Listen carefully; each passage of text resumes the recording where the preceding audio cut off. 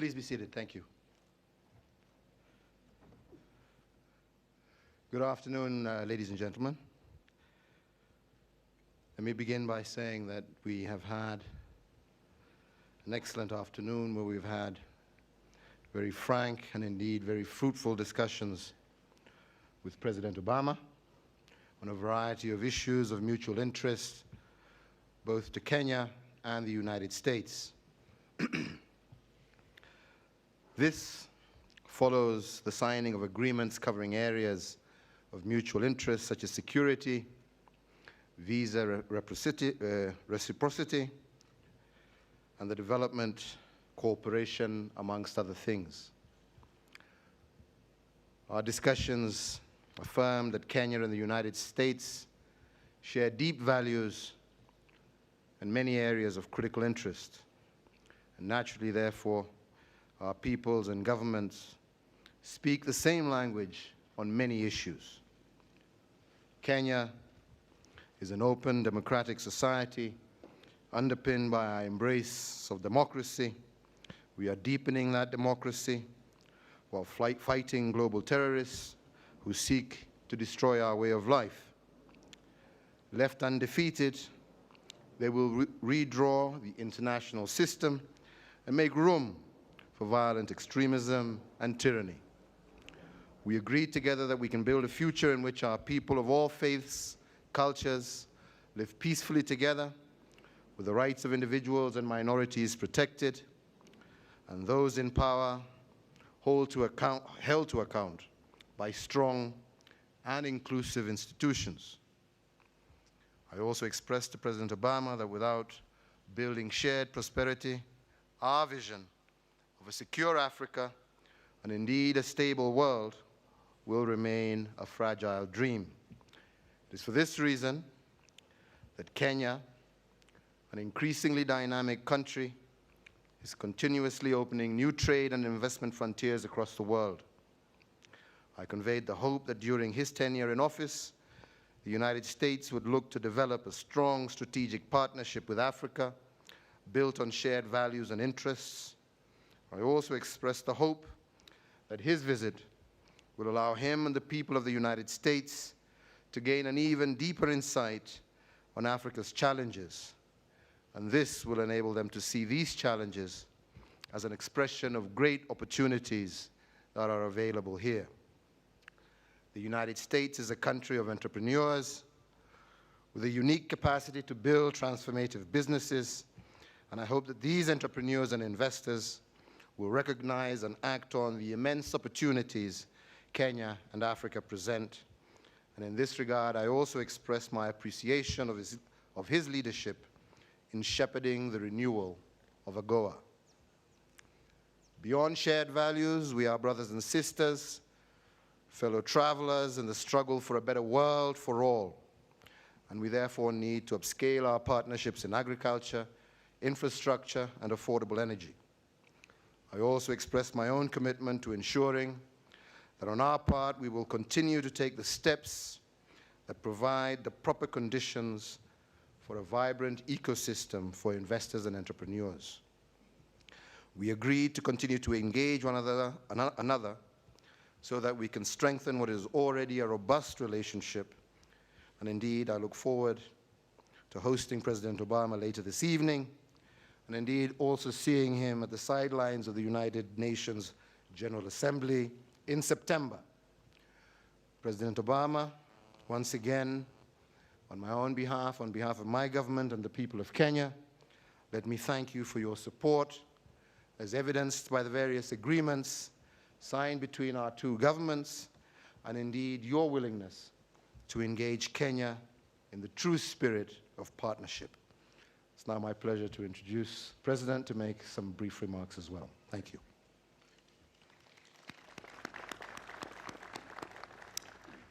Habari, President Kenyatta, let me just reiterate what I said at the summit earlier to you and the people of Kenya. Thank you for the extraordinary welcome that you've given me and for the same kindness that you've shown me since my first visit to Kenya nearly 30 years ago. I'm proud to return as the first U.S. president to whoever visit Kenya while still in office. I need to give a special acknowledgement to everybody in Alego and Kogelo and Kisumu.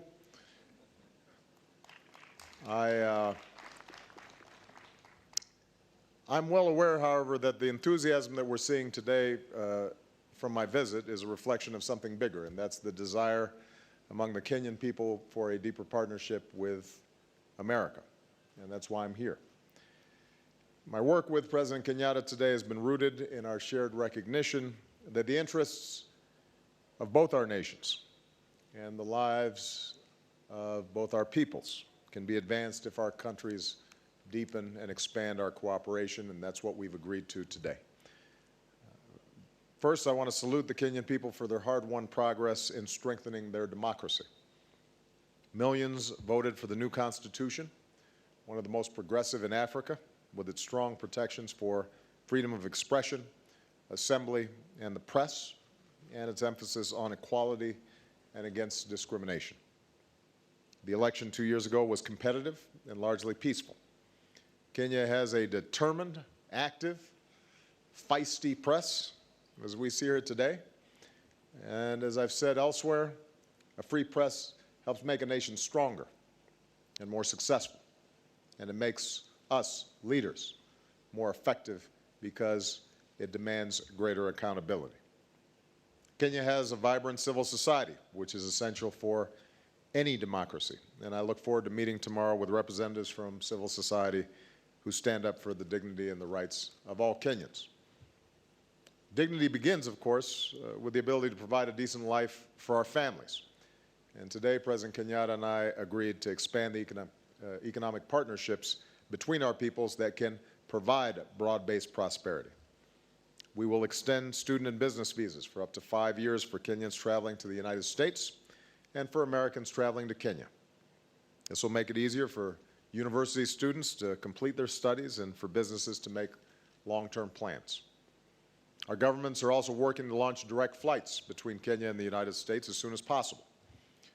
As part of our Young African Leaders Initiative, we'll also continue to support promising Kenyan youth as they work to become future leaders in business, civil society, and government. Now that we've renewed the African Growth and Opportunity Act, or AGOA, for another 10 years, I discussed with President Kenyatta how we can expand our economic cooperation, and we're especially focused on infrastructure and energy, two keys to economic growth. Our Power Africa initiative is supporting Kenya's goal of achieving its national energy needs, electricity for Kenyans, by 2030. And this includes innovations that bring power to rural Kenyans who are off the grid, as I saw earlier today at the Global Entrepreneurship Summit. I also want to commend Kenya, a leader in clean energy, for announcing its post-2020 target to limit carbon emissions as part of our fight against climate change. Together, we are confronting insidious threats to Kenya's prosperity. President Kenyatta, I want to commend you on your announced commitment to rooting out corruption. With the joint commitment we've agreed to today, the United States will offer advice and technical assistance to support Kenya as it takes additional steps to increase transparency and accountability and to strengthen institutions that fight corruption. So we're making important commitments, and now we need to work together to fulfill them. Because if Kenya can put in place the habits and institutions of good governance, it can help unleash even greater growth and investment and prosperity for the Kenyan people. And that'll be good for everybody. Our countries are also close partners in the fight against poachers and traffickers that threaten Kenya's world-famous wildlife. The United States has a ban already on the commercial import of elephant ivory. I can announce that we're proposing a new rule that bans the sale of virtually all ivory across our state lines, which will eliminate the market for illegal ivory in the United States. On security, the United States and Kenya are already strong partners, and today we reaffirmed that we stand united in the face of terrorism. Earlier, I had the opportunity to meet with survivors and families of victims of the bombing of our U.S. Embassy in 1998, in the face of despicable violence, such as the attack on Garissa University College and the Westgate Mall. The Kenyan people have shown incredible resolve and remarkable resilience. I also want to pay tribute to the sacrifices of Kenyan forces who serve in the African Union-led mission against al-Shabaab in Somalia, and to thank Kenya for hosting so many Somali refugees who are the victims of al-Shabaab. Today, we discuss deepening our security cooperation.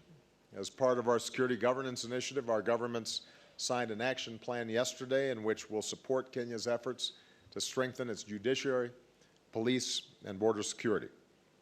We also discussed broader efforts to counter violent extremism here in Kenya and around the world, efforts that are advanced when there is rule of law, respect for human rights, a space for civil society and peaceful dissent, and when we welcome all communities as our partners.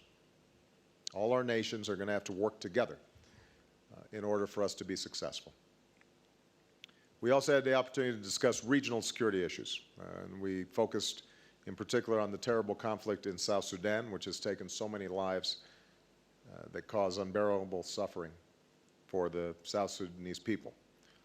The situation is dire, and we agree that the best way to stop the fighting is for South Sudanese leaders to put their country first with a peace agreement that ends the fighting. We also discussed Burundi, where the recent elections were not credible. And we're calling on the government and the opposition to come together in a dialogue that leads to a political solution to the crisis and avoids the loss of more innocent life. And finally, we're going to keep investing in the health and well-being of our people. Our Feed the Future initiative is focused on reducing hunger, malnutrition, and poverty. We're working together to ensure that girls have access to education and that women are protected from violence. Today, I can announce that Kenya will be part of our Dreams initiative to help keep adolescent girls safe and AIDS-free. And across Africa, Kenya and the United States will keep working to strengthen public health systems and deal with outbreaks and diseases before they become epidemics. Together, we can save lives. So, President Kenyatta, thank you for the progress and new commitments that we've made today. I know that Kenya faces persistent challenges, as does the United States, but I will tell you that every time I come here, I'm struck by the dynamism and the hopefulness, the determination and the talent of the Kenyan people. And I look forward to the opportunity to speak to the people of Kenya tomorrow about the future that we can build together. So, asante sana.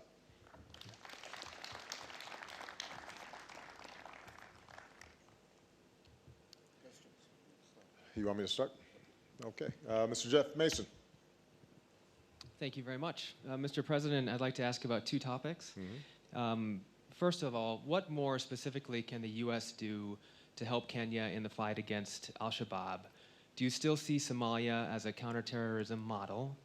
And are you concerned about Kenyan authorities using counterterrorism as an excuse to commit human rights violations? Secondly, can you comment on the state of the treatment of gay and lesbians in Kenya, which rights groups have called dismal, and President Kenyatta has called a non-issue?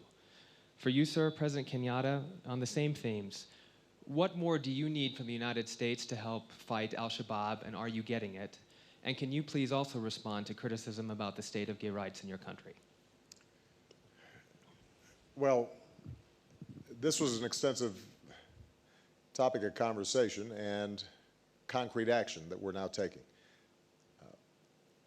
There has been extensive and effective counterterrorism cooperation between the United States and Kenya, dealing with primarily threats from al-Shabaab. In part because of the actions that we've taken, not just with Kenya, but with AFRICOM, and the efforts collectively of countries to work together, Uganda, Ethiopia, others. We have systematically reduced the territory that al-Shabaab controls. We have been able to decrease their effective control within Somalia and have weakened those networks operating here in East Africa. That doesn't mean the problem's solved. As is true around the world, what we find is that we can degrade significantly the capacities of these terrorist organizations, but they can still do damage. The number of individuals involved in Garissa or Westgate Mall were not large, but when they're willing to target soft targets and civilians and are prepared to die, they can still do a lot of damage. And so what we discussed was the importance of, number one, continuing the effort to root out al-Shabaab's capacity inside of Somalia, working jointly. And as we speak, Kenya is working with Ethiopia and with the United States and others to further degrade al-Shabaab's space of operations inside of Somalia. So we have to keep that pressure going, even as we're strengthening the Somalian government, because part of the reason that al-Shabaab was able to emerge as a significant threat to the region was a non-functioning government, effectively a failed state in Somalia for so long. There is now a government and a cabinet that is credible and is working with the international community in Mogadishu. And even as we put military pressure on al-Shabaab, we also have to make sure that we're standing up an effective governance structure inside of Somalia, and we've made progress there. In addition, we have to continue to make progress in intelligence sharing and being able to identify and prevent threats before they occur here in Kenya and elsewhere in the region. Part of our announcement today involves additional funding, additional assistance that we're providing the Kenyan security forces to deal with these very specific counterterrorism threats, as well as additional training and assistance to make sure that the approach that's taken in rooting out potential terrorist threats don't create more problems than they're solving. And this goes to the other element of the question that you asked. What we have found, sometimes through hard experience, and I shared this with President Kenyatta, is that if you paint any particular community with too broad a brush, if in reaction to terrorism you are restricting legitimate organizations, reducing the scope of peaceful organization, then that can have the inadvertent effect of actually increasing the pool of recruits for terrorism and resentment in communities that feel marginalized.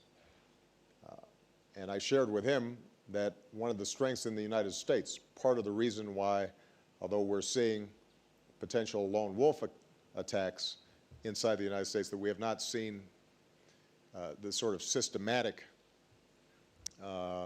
networks and cells developing in many of our Muslim communities or immigrant communities inside of the United States is that we've been very conscious to make sure that law enforcement is reaching out and cooperating and working with them, because they are our partners in this process.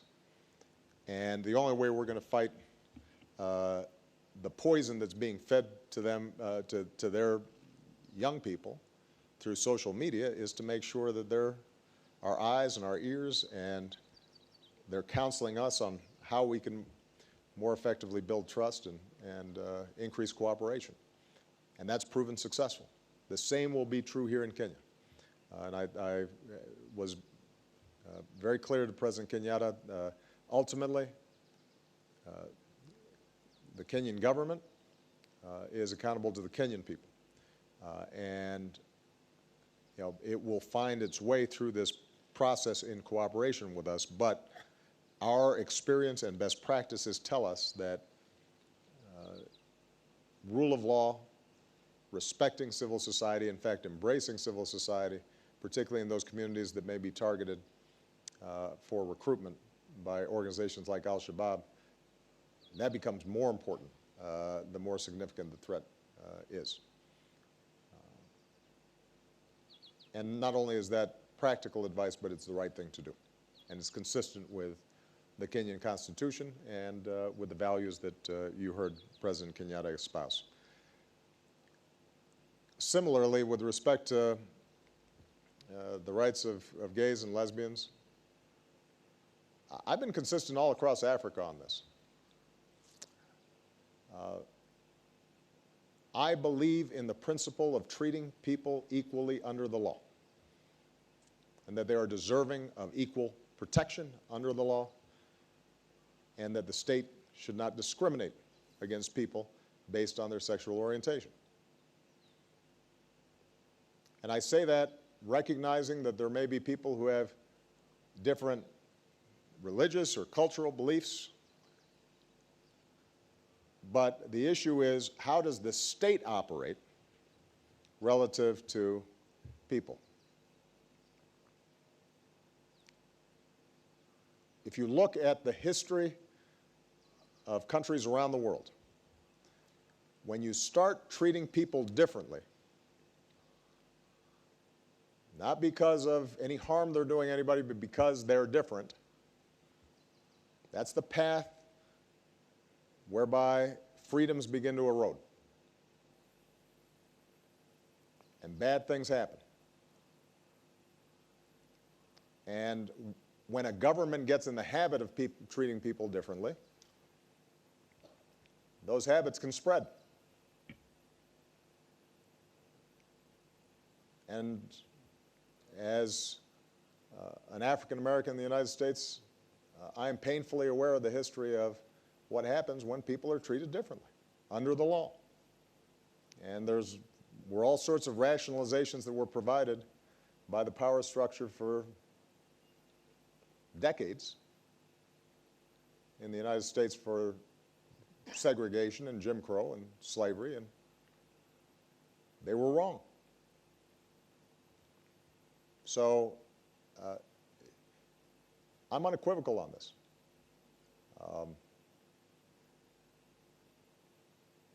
If somebody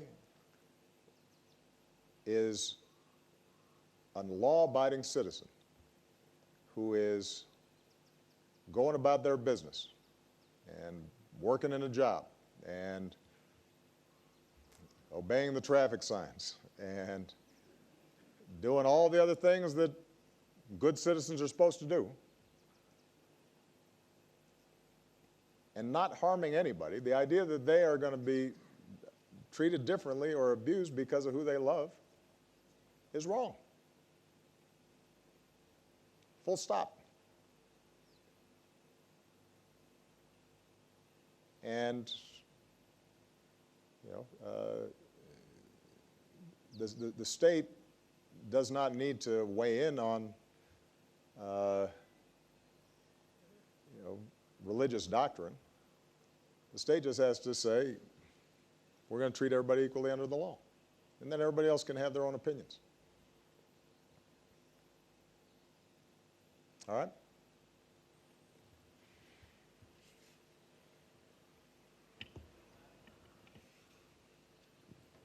President Kenyatta, could you address the questions as well, please?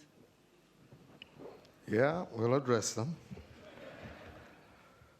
First and foremost, I couldn't agree more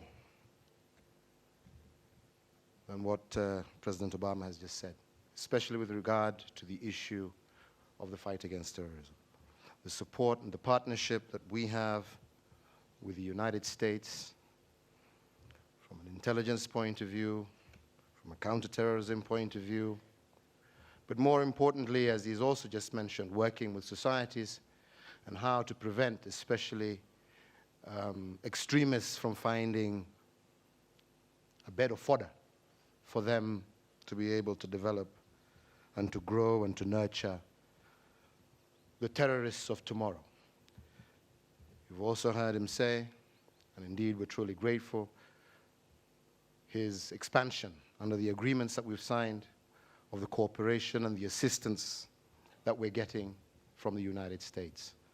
So as a country, as a government, we are satisfied with what we're doing. We need to expand that more, because the battle that we're fighting is not a Kenyan war.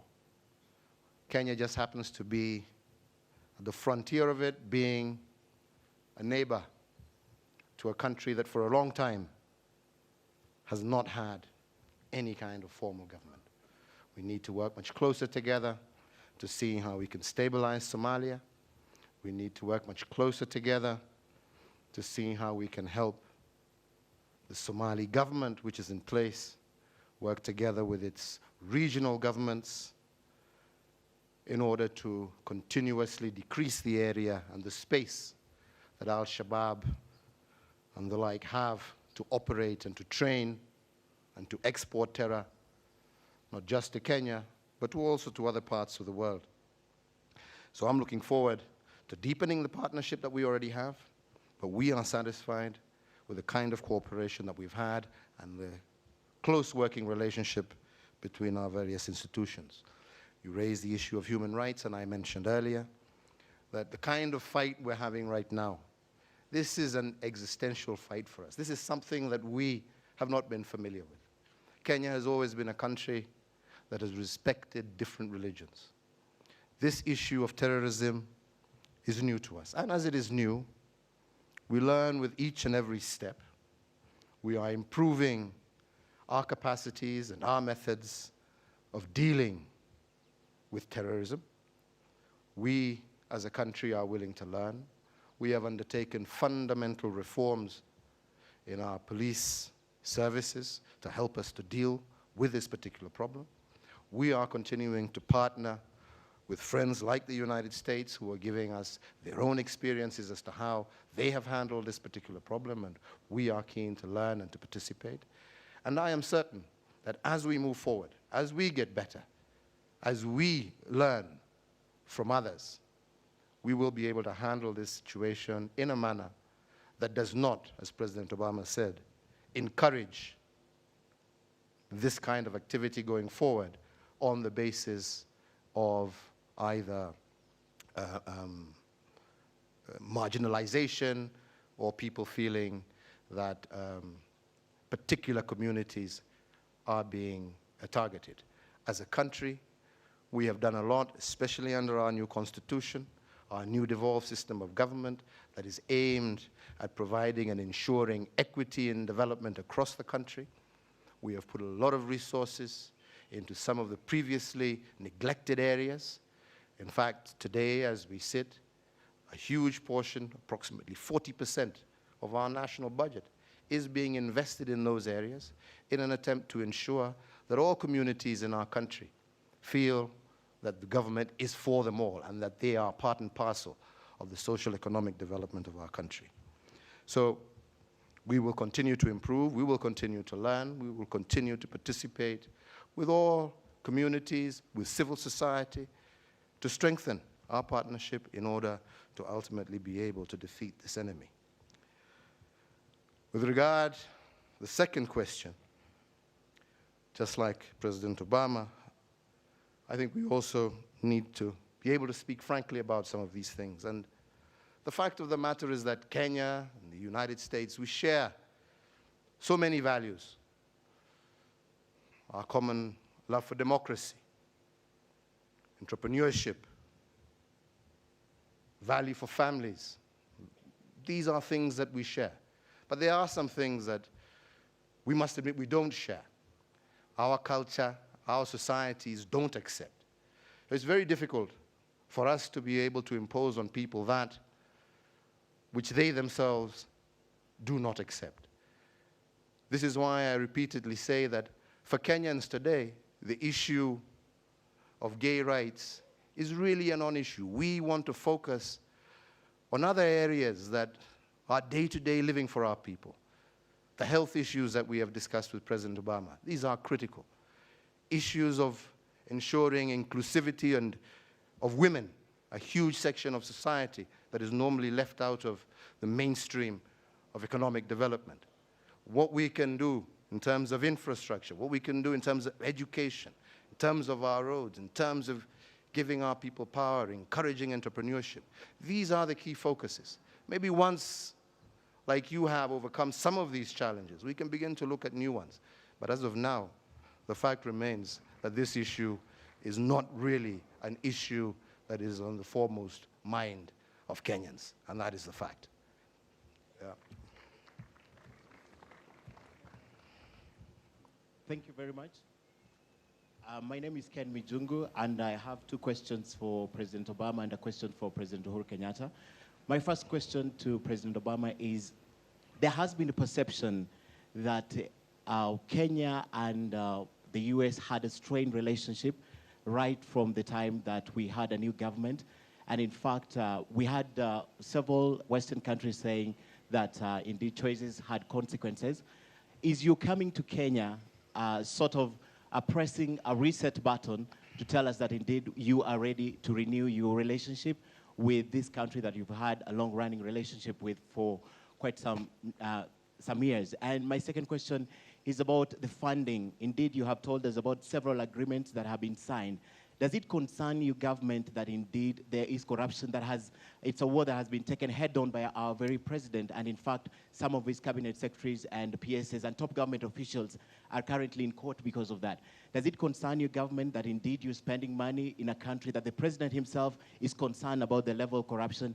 And to President Uhuru Kenyatta, there has also been a perception about Kenya looking increasingly east, especially after the general election in 2013 and the things that were said. So is this also a sort of an announcement that indeed our traditional partners in the US, we have firmly commitment to renewing our agreements that we had in place, and indeed we are going forward and working together? Thank you.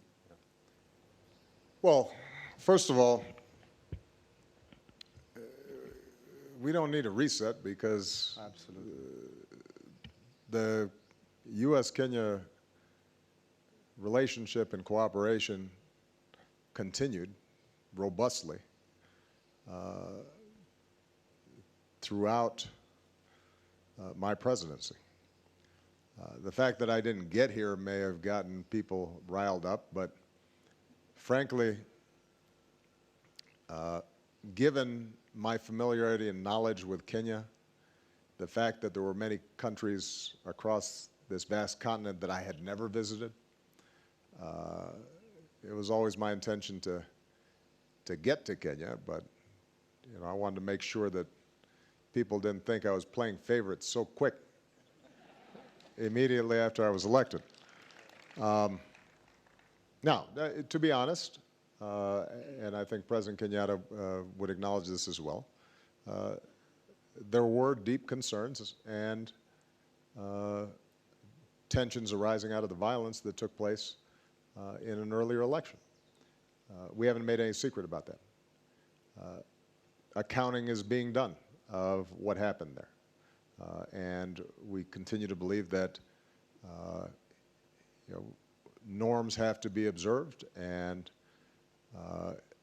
all countries, big and small, not just African countries, but all countries, should be held to high standards in terms of making sure that elections, democratic processes, don't lead to violence. The subsequent election that showed growth in the election process, the new constitution that reflects one of the most progressive articulations of the principles of freedom and human dignity on the continent.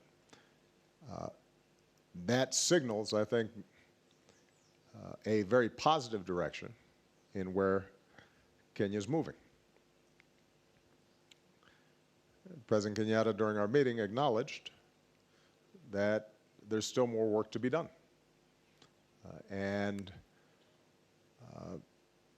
Our goal in dealing with all our partners is to be respectful, to recognize that ultimately sovereign countries have to make their own determinations about their destiny, but to be very clear about the values we care about. And we can engage and cooperate and work together and occasionally disagree, and that's not a rupture to the relationship. That's just the nature of friends. There are going to be times where we have disagreements. You just heard one before this. And that is part of the dialogue and the process that takes place between friends. With respect to corruption, I think it is absolutely the right thing to do for President Kenyatta to emphasize this. And as I stated to him during our meeting, this may be the biggest impediment to Kenya growing even faster and more people having even more opportunity. The fact that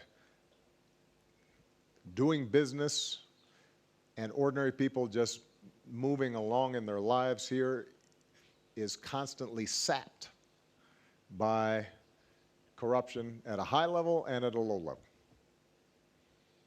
You know, international businesses are concerned if the price of investing in Kenya is 5% or 10% going to some place that doesn't have to do with the project.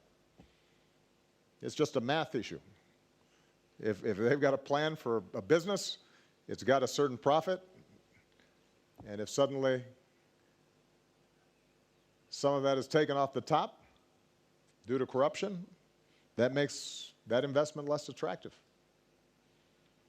And that's the judgments that they make. And then at a more grassroots level, if you've got some small business person trying to open up a store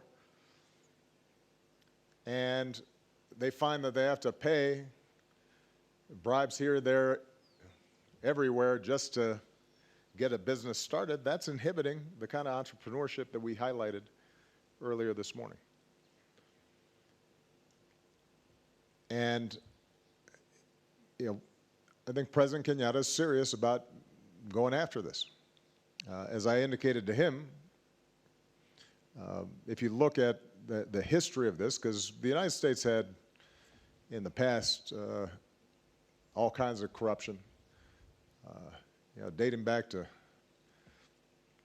the founding of the country. My hometown of Chicago was famous for, you know, Al Capone and bootleggers and bribery and police on the take. But what we were able to show is that over time, when people of integrity at the highest level say this is a priority, we're going to stop this, and are willing to hold people at the highest levels accountable and not just the small-time corruption, that begins to change the culture. And it is important, I think, for the people of Kenya to say this is not the normal way of doing business, and to say no to it at every level. And that'll require some change in habits. I mentioned, you know, sometimes civil servants, they don't feel like their salaries are high enough, and they think that, it's just the way of doing business. I supplement my salary by imposing my own personal little tax to boost my salary. And then that suddenly becomes commonplace in a department or a bureaucracy. And you have to reverse that. And that may mean making sure that police officers or civil servants are paid properly and that they have sufficient benefits, that they don't feel obliged to do that. But some of it is also just breaking these habits and saying no. And that comes from the top, and so I very much applaud President Kenyatta for initiating this campaign. It's going to require the support of the Kenyan people, and it's going to require some visible prosecutions, because I mentioned to him, people aren't stupid. You know, if they see an elected official and they know their salary is there, and suddenly they're driving through town in a very big car, then they see their cousin driving through the town with a very big car, and they're suddenly building a new house, and all that doesn't seem to match up with their salary. They don't have to be a forensic accountant to know what's going on. And so when that happens, people have to be held into account. And the ideal that the president is putting forward is the right one.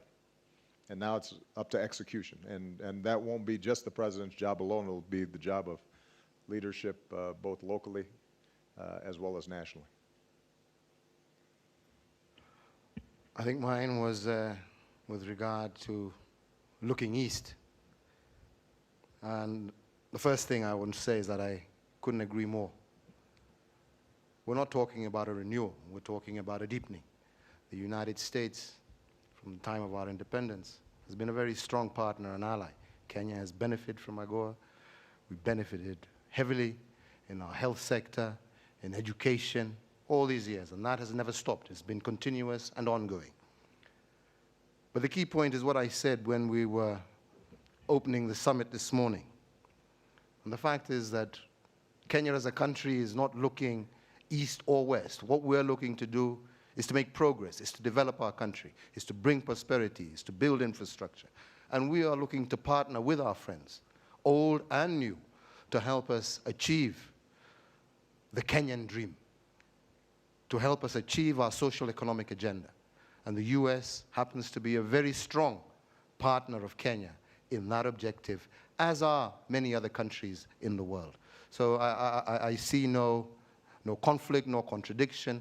Actually, I just see deepening of partnerships that already existed, all with the objective of improving business for Kenyans, for the US, improving the social life of Kenyans, and deepening our people-to-people partnership as well through trade and investment. So there is no contradiction whatsoever. We are just strengthening already good relations that exist between our two countries.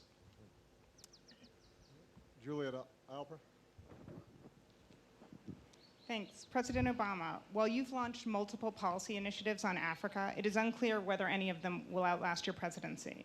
What do you think needs to happen to ensure you have an Africa policy legacy as enduring as those of Presidents Bush and Clinton? And to what extent do you think you've met the expectations people here ahead of you as a son of Africa? And speaking of your African roots, what did you talk about at dinner last night with roughly 36 of your relatives? And had you met all of them before?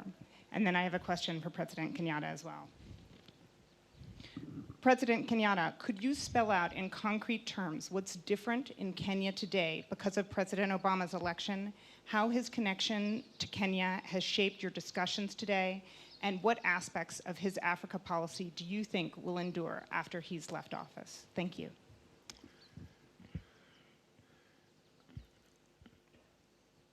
Let me first of all underscore that I am really proud of the work that previous administrations did here in Africa, and I've done everything I could to build on those successes. And this isn't a beauty contest between presidents. This is the U.S. government and what are the policies that need to be put in place in order for us to help our partner countries.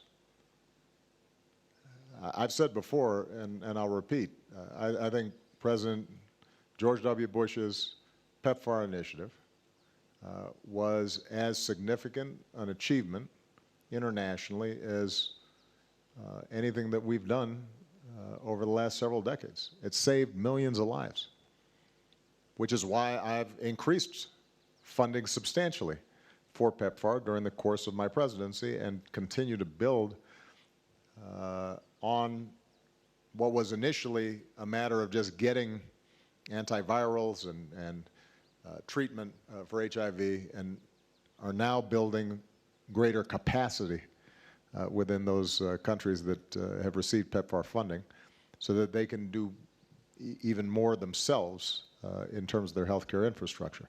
So the bottom line is I want to build on what's already been done, and then we want to fill gaps that still need to be filled.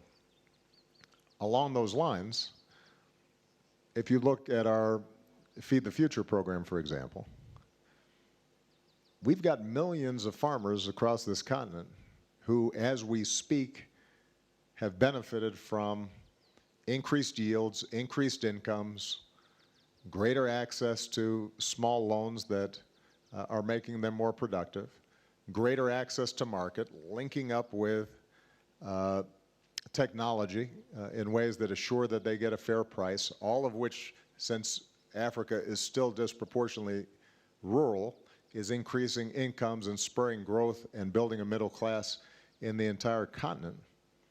And we can document the extraordinary progress that's been made there, and it is a model that's working.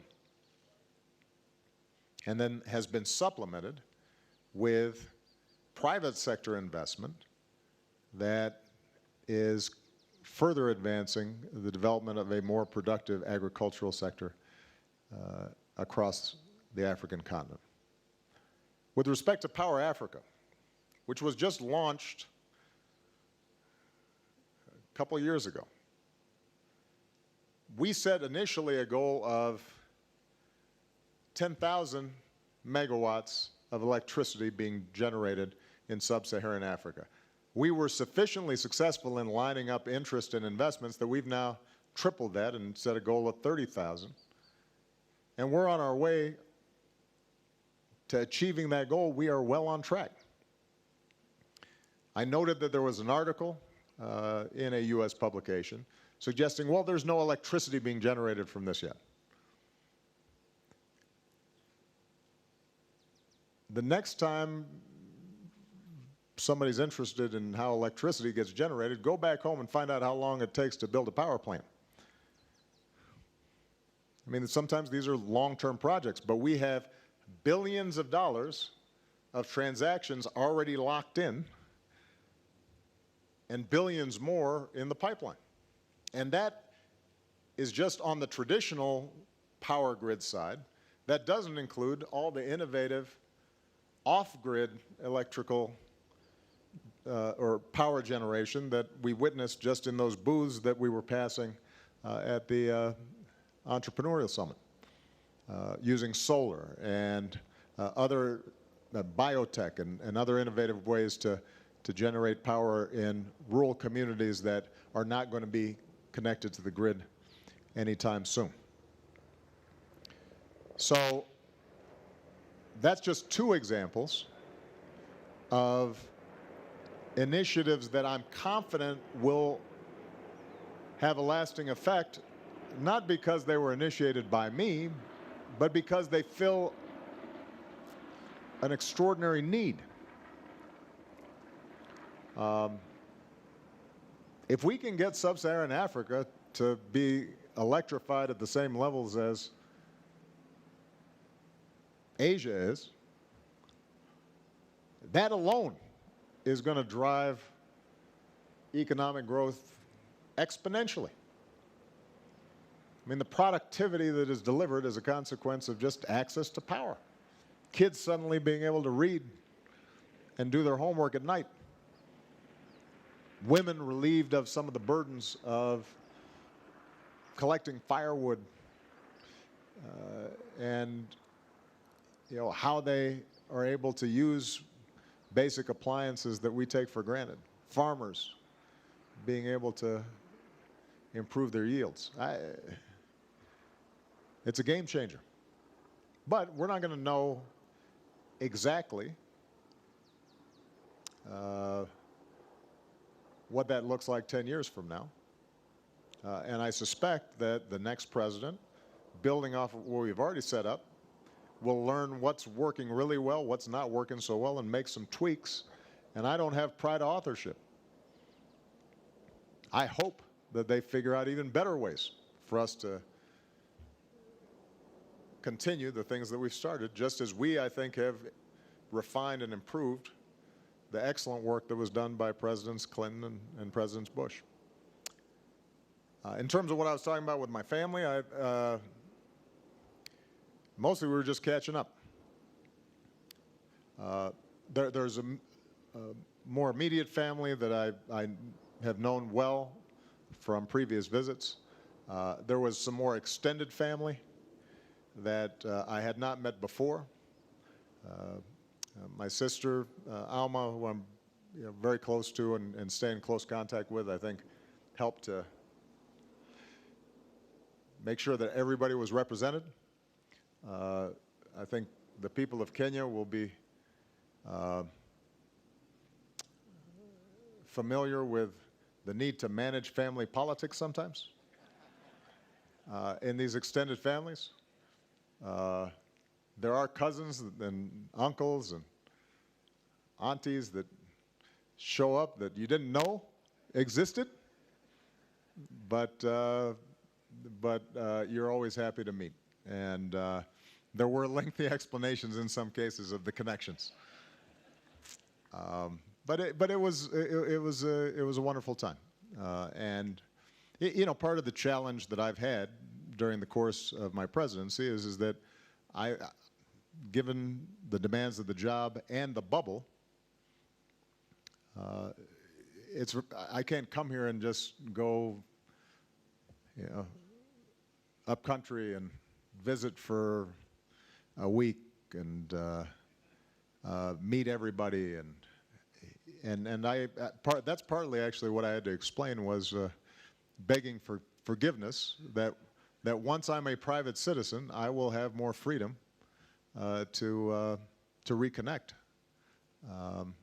and to be involved and engaged in some of the work that needs to be done, because some of these communities are very poor. I'm more restricted, ironically, as President of the United States than I will be as a private citizen in terms of some of the hands-on direct help that I'd like to give. Partly just because of schedule, but partly also because of, you know, making sure that in my relationship to Kenya, I'm understood to be operating as the President of the United States, and that my interaction is with the government of and the non-for-profits and the organizations that represent all the people of any particular country. So. There's one area, and it's not specifically African, because I think all the initiatives he's mentioned we're all happy and proud of. Well, the one initiative that I would really want to focus on is the fact that I think President Obama will strongly be remembered in Africa for his focus on the youth of this continent, focus on the young people of this continent, to be able to extract their talents, their abilities, and he's been very focused on this, both with the Young Leaders Initiative, with the GES that we've just been attending, really helping us unblock the full potential of Africa's youth and young men and women. So this, I think, will be the key legacy that President Obama will be remembered for on this continent for a long time to come. That's it. Judy, or Jackie rather. Jackie Murray, Citizen Television. President Obama and President Kenyatta, you spoke about direct flights. You're working on that to launch them as soon as possible. How soon? As soon, can we know that? And President Obama, the U.S. Has been issuing travel advisories against Kenya. This has had a devastating effect on its tourism. It's the second foreign exchange earner. Is the U.S. planning to take it easy on that? And finally, what are your personal plans for Kenya after your presidency? Thank you. With respect to direct flights, there are very specific protocols and security issues that have to be worked through and sorted out. We sent representatives of our Department of Transportation and Homeland Security to work with Kenyan officials. I think real progress has been made. I don't have a date certain in front of me, and I wouldn't want to make a guess, and then if we're late, you'll call me and say, you lied. So, but I think that I anticipate that if we can get all the issues squared away, that this is something that has great potential and obviously would have a beneficial impact on U.S. travel to Kenya, both for business and for for tourism. With respect to the travel advisories, this is not something that I meddle with. This is something that our State Department and our intelligence communities make assessments on. They are provided in part for our embassy staff and personnel so that they can be mindful of circumstances. But we are bound to also then provide the general public protection or the same information that we provide our teams on the ground for understandable reasons. I think the general public would be disturbed if we were saying one thing to folks who are working here and another thing to an ordinary tourist who was traveling. I recognize the concerns, and I do think that despite the seriousness of the terrorist threat posed by al-Shabaab, that in part because of media attention, probably even more than travel advisories, that threat can oftentimes be exaggerated. And that's unfortunate. And part of my answer, I guess, to that problem is to come here and visit and to show this extraordinary country and the extraordinary progress that's been made. But the specifics around travel advisories, those are a judgment call that are made by our experts. It's not something that I weigh in on. It's not something that is subject to political decision making. And my solemn goal is to make sure that we are working urgently with President Kenyatta and the administration so that there's no need for the advisory, because we will have greatly reduced these threats. And there may be ways in which we can refine them so that, for example, traveling to game parks may be different than being in other circumstances. And that's something that we can always discuss and explore at a staff level. Oh, was there a third question? What are my plans? Well, here's what I can guarantee. I'll be back. The next time I'm back, I may not be wearing a suit. The first time I came here, I was in jeans and a backpack. One of the challenges of traveling and visiting Kenya is that I'm much more constrained now than I will be.